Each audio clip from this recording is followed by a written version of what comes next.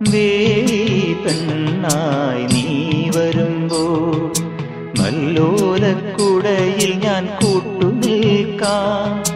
തുളസീദളമായി തിരുമലരടികളിൽ വീണൻ അമ്പലപ്പുഴി ഉണ്ണിക്കണ്ണനോടു നീ എന്തു പരിഭവം നെല്ലയോതി വന്നുവോ.